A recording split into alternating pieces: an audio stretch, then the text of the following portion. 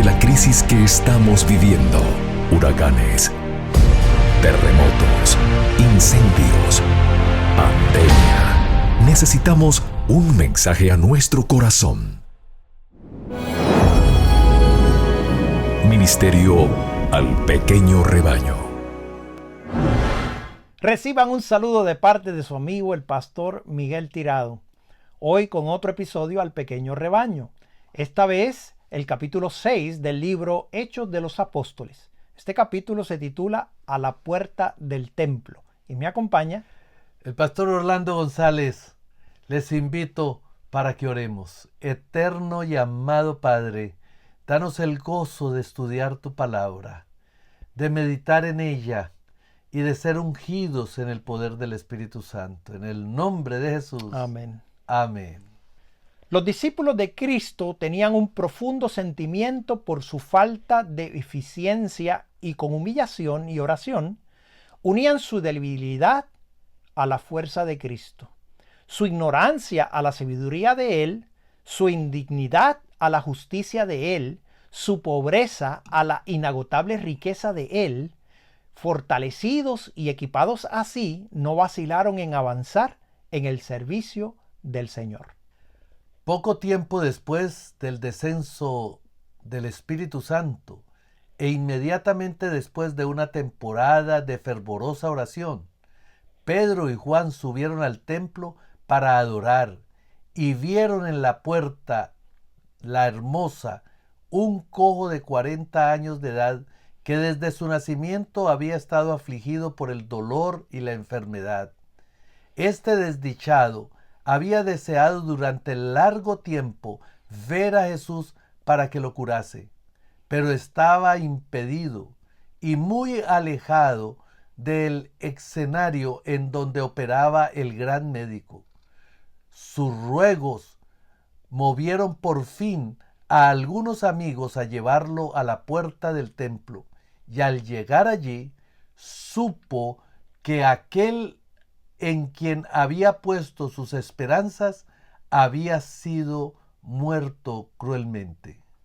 Su desconsuelo excitó la simpatía de quienes sabían cuán anhelosamente había esperado que Jesús lo curase, y diariamente lo llevaban al templo con el objeto de que los transeúntes le diesen una limosna para aliviar sus necesidades. Al entrar Pedro y Juan, les pidió una limosna. Los discípulos lo miraron compasivamente y Pedro le dijo: «Mira a nosotros». Entonces él estuvo atento a ellos, esperando recibir de ellos algo. Y Pedro dijo: «Ni tengo plata ni oro». Al manifestar así Pedro su pobreza, decayó el semblante del cojo, pero se iluminó de esperanza cuando el apóstol prosiguió diciendo: «Mas lo que tengo te doy. En nombre de Jesucristo de Nazaret, levántate y anda». Y tomándole por la mano derecha, le levantó, y luego fueron afirmados sus pies y tobillos, y saltando se puso en pie, y anduvo, y entró con ellos en el templo, andando y saltando y alabando a Dios. Y todo el pueblo le vio andar y alabar a Dios, y conocían que él era el que se sentaba a la limosna a la puerta del templo, la hermosa, y fueron llenos de asombro y de espanto por lo que había acontecido. Y teniendo a Pedro y a Juan, el cojo que había sido sanado, todo el pueblo concurrió a ellos, al pórtico que se llama de Salomón, atónitos. Se asombraban de que los discípulos pudiesen obrar milagros análogos a los que había obrado Jesús. Sin embargo, allí estaba aquel hombre, cojo e impedido durante 40 años, ahora con pleno uso de sus miembros, libre de dolor y dichoso de creer en Jesús. Cuando los discípulos vieron el asombro del pueblo, Pedro preguntó: ¿por qué os maravilláis de esto? ¿O por qué ponéis los ojos en nosotros como si con nuestra virtud o piedad hubiésemos hecho andar a éste? Les aseguro que la curación se había efectuado en el nombre y por los méritos de Jesús de Nazaret, a quien Dios había resucitado de entre los muertos, declaró el apóstol, y en la fe de su nombre, a este que vosotros veis y conocéis, ha confirmado su nombre, y la fe que por él es, ha dado a este completa sanidad en presencia de todos vosotros. Los apóstoles hablaron claramente del gran pecado cometido por los judíos al rechazar y dar muerte al príncipe de la vida, pero tuvieron cuidado de no sumir a sus oyentes en la desesperación. Mas vosotros al santo y al justo negasteis, dijo Pedro, y pedisteis que se os diese un homicida, y matasteis al autor de la vida, al cual Dios ha resucitado de los muertos, de lo que nosotros somos testigos. Mas ahora, hermanos, sé que por ignorancia os habéis hecho, como también vuestros príncipes. Empero Dios ha cumplido así lo que había antes anunciado por boca de todos los profetas, de que su Cristo había de padecer. Declaró que el Espíritu Santo lo estaba llamando a arrepentirse y a convertirse, y les aseguró que no había esperanza de salvación sino por la misericordia de aquel a quien ellos habían crucificado. Solamente mediante la fe en él podían ser perdonados sus pecados. Así que arrepentíos y convertíos, exclamó, para que sean borrados vuestros pecados, pues que vendrán los tiempos de refrigerio de la presencia del Señor. Vosotros sois los hijos de los profetas y del pacto que Dios concertó con nuestro Padre, diciendo a Abraham, y en tu simiente serán benditas todas las familias de la tierra. A vosotros primeramente, Dios habiendo levantado a su Hijo, le envió para que os bendijese, a fin que cada uno se convierta de su maldad. Así los discípulos predicaron la resurrección de Cristo. Muchos de los oyentes estaban aguardando este testimonio y cuando lo oyeron, creyeron. Les recordó las palabras que Cristo había hablado y se unieron a las filas de los que aceptaron el Evangelio. La semilla que el Salvador había sembrado nació y dio fruto. Mientras los discípulos estaban hablando al pueblo, sobrevinieron los sacerdotes y el magistrado del templo y los saduceos, resentidos de que se enseñasen al pueblo y anunciasen en Jesús la resurrección de los muertos. Después de la resurrección de Cristo, los sacerdotes habían difundido lejos y cerca el falso informe de que su cuerpo había sido robado por los discípulos mientras la guardia romana dormía. No es sorprendente que se disgustaran cuando oyeron a Pedro y Juan predicando la resurrección de aquel a quien ellos habían asesinado. Especialmente los saduceos se excitaron muchísimo, sentían que su más arraigada doctrina estaba en peligro y que su reputación estaba comprometida. Rápidamente crecía el número de los convertidos a la nueva fe, y tanto los fariseos como los saduceos convinieron en que si no ponían restricciones a estos nuevos instructores, su propia influencia peligraría aún más que cuando Jesús estaba en la tierra. Por lo tanto, el magistrado del templo, con la ayuda de algunos saduceos, prendió a Pedro y a Juan y los encerró en la cárcel, pues ya era demasiado avanzada la tarde del día para someterlos a un interrogatorio. Los enemigos de los discípulos no pudieron menos que convencerse de que Jesús había resucitado dentro de los muertos. La prueba era demasiado concluyente para dar lugar a dudas. Sin embargo, endurecieron sus corazones y rehusaron arrepentirse de la terrible acción perpetrada al condenar a Jesús a muerte. A los gobernantes judíos se les había dado abundante evidencia de que los apóstoles estaban hablando y obrando bajo la inspiración divina, pero resistieron firmemente el mensaje de verdad.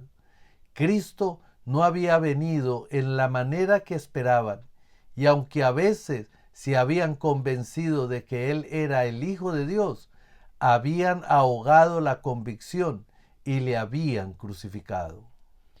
En su misericordia, Dios les dio todavía evidencia adicional, y ahora se les concedía otra oportunidad para que se volvieran a Él. Les envió a los discípulos para que les dijeran que ellos habían matado al príncipe de la vida, y esta terrible acusación constituía ahora otro llamamiento al arrepentimiento. Pero confiados en su presumida rectitud, los maestros judíos no quisieron admitir que quienes le inculpaban de haber crucificado a Jesús hablasen por inspiración del Espíritu Santo. Habiéndose entregado a una conducta de oposición a Cristo, todo acto de resistencia llegaba a ser para los sacerdotes un incentivo adicional al persistir en la misma conducta. Su obstinación llegó a ser más y más determinada. No se trataba de que no pudiesen ceder, podían hacerlo, pero no querían. No era solo porque eran culpables y dignos de muerte, ni solo porque habían dado muerte al Hijo de Dios, por lo que fueron privados de la salvación. Era porque se habían empeñado en oponerse a Dios, rechazaron persistentemente la luz y ahogaron las convicciones del Espíritu. La influencia que domina a los hijos de desobediencia obraba en ellos, induciéndolos a maltratar a los hombres por medio de los cuales Dios obraba. La malignidad de su rebelión fue intensificada por cada acto sucesivo de resistencia contra Dios, y el mensaje que él había encomendado a sus siervos que declarasen. Cada día, al rehusar arrepentirse, los dirigentes judíos renovaron su rebelión, preparándose para cegar lo que habían sembrado. La ira de Dios no se declara contra los pecadores impenitentes meramente por causa de los pecados que han cometido, sino por causa de que cuando son llamados al arrepentimiento, escogen continuar resistiendo y repiten los pecados del pasado con desprecio de la luz que se les ha dado. Si los caudillos judíos se hubiesen sometido al poder convincente del Espíritu Santo, hubieran sido perdonados, pero estaban resueltos a no ceder. De la misma manera, el pecador se obstina en continua resistencia, se coloca fuera del alcance del Espíritu Santo. El día siguiente al de la curación del cojo, Anás y Caifás, con los otros dignatarios del templo, se reunieron para juzgar la causa, y los presos fueron traídos delante de ellos. En aquel mismo lugar y en presencia de algunos de aquellos hombres, Pedro había negado vergonzosamente a su Señor. De esto se acordó muy bien al comparecer en juicio. Entonces se le deparaba ocasión de redimir su cobardía. Los presentes, que recordaban el papel que Pedro había desempeñado en el juicio de su maestro, se lisonjeaban de que se lo podría intimidar por la amenaza de encarcelarlo y darle muerte. Pero el Pedro que negó a Cristo en la hora de su más apremiante necesidad era impulsivo y confiado en sí mismo, muy diferente del Pedro que se comparecía en juicio ante el Sanedrín. Desde su caída se había convertido. Ya no era orgulloso y arrogante, sino modesto y desconfiado de sí mismo. Estaba lleno del poder del Espíritu Santo, y con la ayuda de este poder resolvió lavar la mancha de su apostasía, honrando el nombre que una vez había negado. Hasta entonces los sacerdotes habían evitado mencionar la crucifixión o la resurrección de Jesús. Pero ahora, para cumplir su propósito, se veían obligados a interrogar a los acusados acerca de cómo se había efectuado la curación del inválido. Así que preguntaron: ¿con qué potestad o en qué nombre habéis hecho vosotros esto? Con santa audacia y amparado por el poder del Espíritu, Pedro respondió valientemente: sea notorio a todos vosotros y a todo el pueblo de Israel, que en el nombre de Jesucristo de Nazaret, al que vosotros crucificasteis, y Dios le resucitó de los muertos, por él este hombre está en vuestra presencia sano. Este es la piedra reprobada de vosotros los edificadores, la cual es puesta por cabeza del ángulo. Y en ningún otro hay salud, porque no hay otro nombre debajo del cielo dado a los hombres en que podamos ser salvos.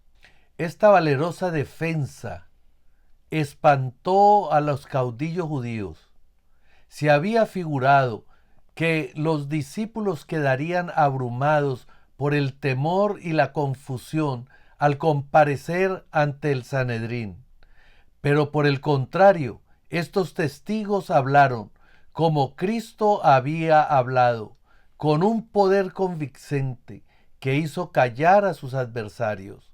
La voz de Pedro no daba indicios de temor al decir: este es la piedra reprobada de vosotros los edificadores, la cual es puesta por cabeza del ángulo.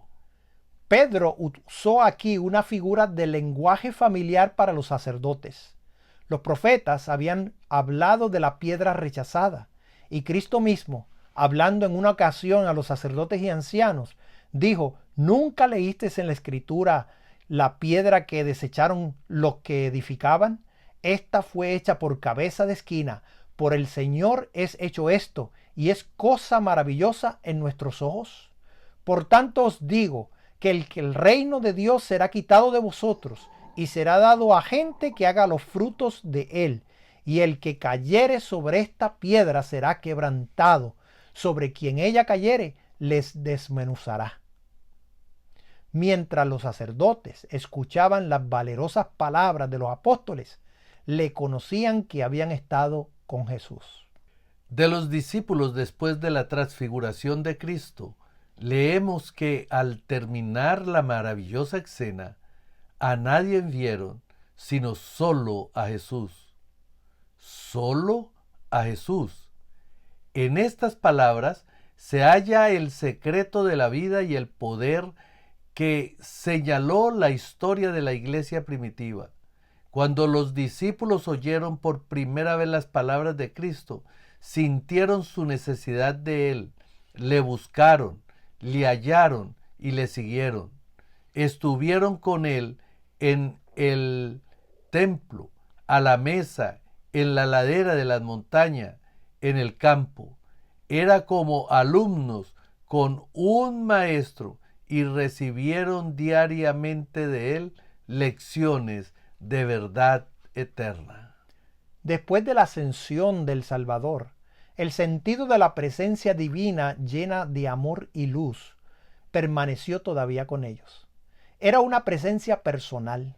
Jesús, el Salvador, que había caminado, hablado y orado con ellos, que había hablado palabras de esperanza y consuelo en sus corazones, mientras el mensaje de paz estaba en sus labios, había sido tomado de ellos al cielo.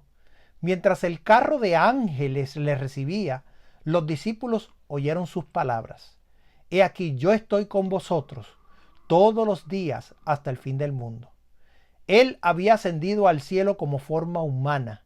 Sabía que estaba delante del trono de Dios y que todavía era su amigo y salvador, que sus simpatías eran invariables y que estaría identificado para siempre con la humanidad doliente. Sabía que estaba presentado delante de Dios los méritos de su sangre, mostrando sus manos y pies heridos como recuerdo del precio que había pagado por sus redimidos. y este pensamiento los fortalecía para soportar vituperios por su causa. Su unión con él era más fuerte ahora que cuando estaba en ellos en persona. La luz y el amor y el poder de un Cristo que moraba en ellos irradiaba de ellos, de modo que los hombres, al contemplarlos, se maravillaban. Cristo puso su sello en las palabras que Pedro pronunció en su defensa. Junto al discípulo como testigo convincente estaba el hombre que tan maravillosamente había sido curado. La presencia de este hombre, pocas horas antes cojo inválido y ahora perfectamente sano, añadía un testimonio de peso a las palabras de Pedro. Los sacerdotes y dignatarios permanecían callados. No podían rebatir la afirmación de Pedro, pero no estaban menos determinados a poner fin a las enseñanzas de los discípulos. El milagro culminante de Cristo, la resurrección de Lázaro, había sellado la determinación de los sacerdotes de quitar del mundo a Jesús y sus maravillosas obras, que estaban destruyendo rápidamente la influencia que ellos tenían sobre el pueblo. Lo habían crucificado, pero aquí había una prueba convincente de que no habían puesto fin a la operación de milagros en su nombre, ni a la proclamación de la verdad que él enseñaba. Ya la curación del paralítico y la predicación de los apóstoles habían llenado de excitación a Jerusalén. A fin de encubrir su perplejidad y deliberar entre sí, los sacerdotes y dignatarios ordenaron que se sacara a los apóstoles del concilio. Todos convinieron en que sería inútil negar la curación del cojo. Gustosos hubieran encubierto el milagro con falsedades, pero esto era imposible, porque había ocurrido a plena luz del día ante multitud de gente, y ya lo sabían millares de personas. Sentía que la obra de los discípulos debía ser detenida, o Jesús ganaría muchos seguidores. Esto les acarrearía ignominia, porque serían considerados culpables del asesinato del Hijo de Dios.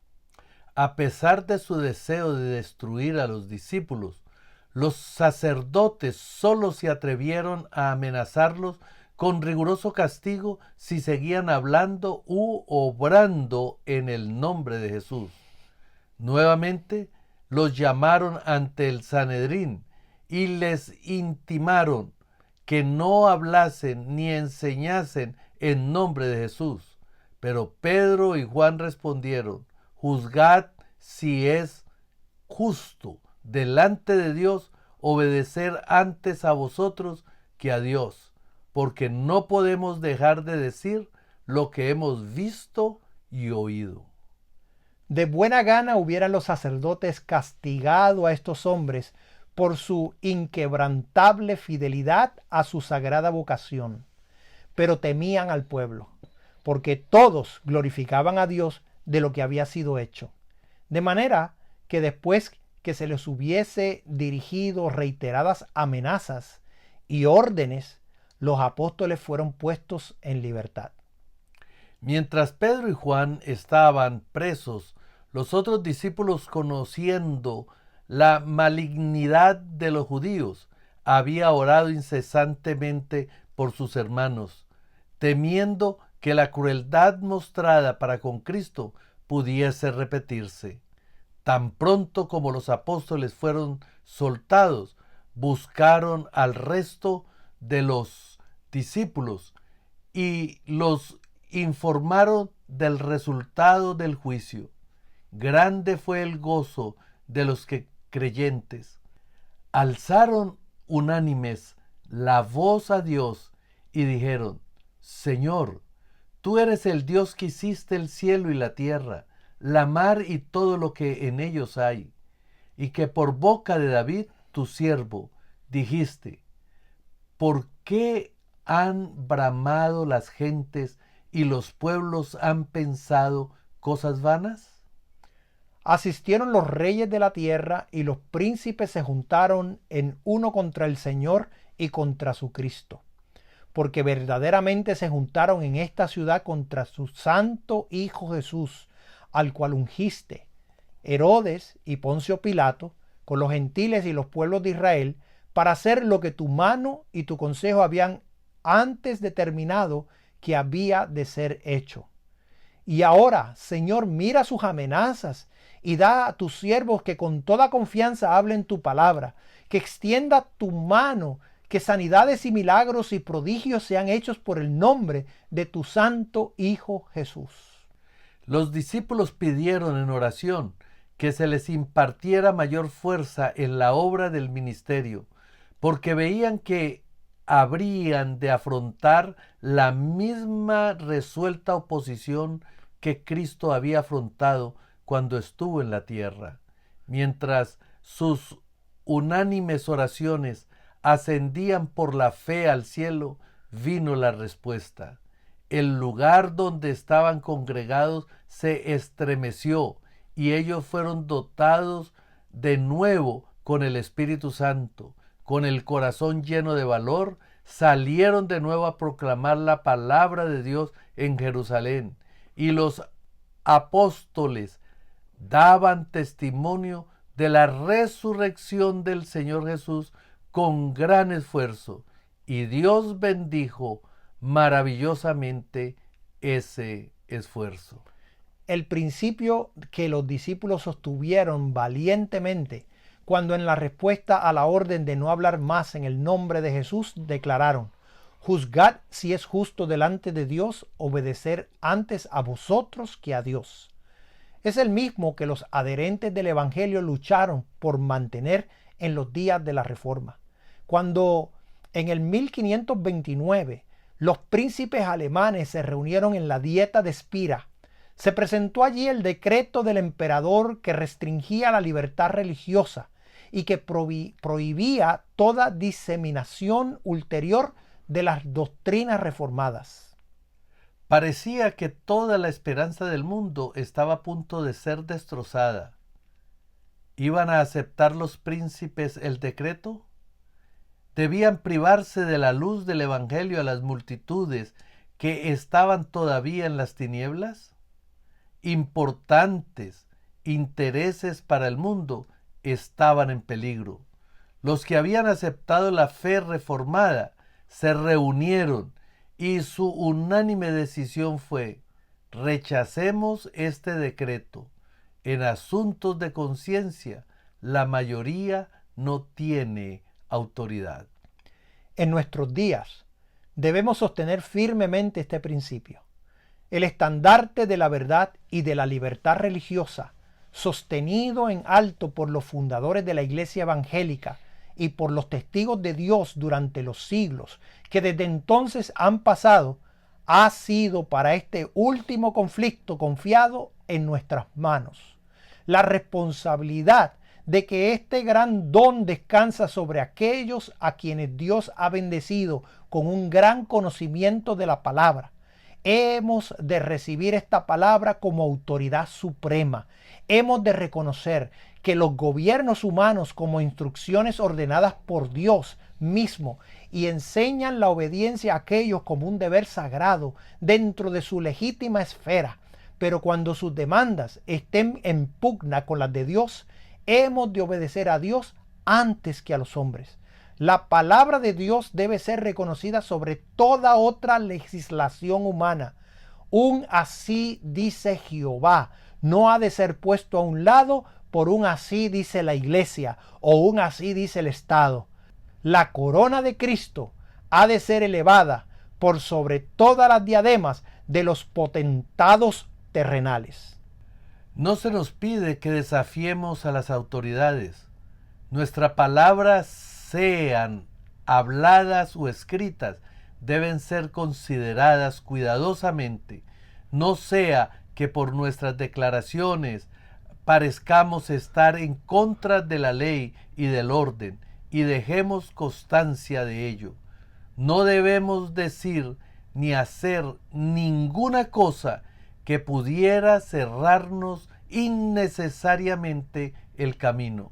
Debemos avanzar en el nombre de Cristo, defendiendo las verdades que se nos encomendaron. Si los hombres nos prohíben hacer esta obra, entonces podemos decir, como los apóstoles, juzgad si es justo delante de Dios obedecer antes a vosotros que a Dios, porque no podemos dejar de decir lo que hemos visto y oído. Mis queridos amigos, los tiempos que se avecinan son difíciles. Nuestra fe será puesta a prueba, pero la victoria está garantizada. Si actuamos ungidos bajo el poder del Espíritu Santo, si mantenemos nuestro corazón, nuestra mente abiertos a su influencia, la verdad nos hará libres y el mensaje será proclamado, y esa libertad y ese mensaje hará que nuestro Señor venga en gloria mucho más pronto de lo que nosotros pensamos. Que el Dios del cielo nos bendiga y nos guarde, y que juntos, bajo la unción del Espíritu Santo, terminemos la labor que se nos ha encomendado. Oremos.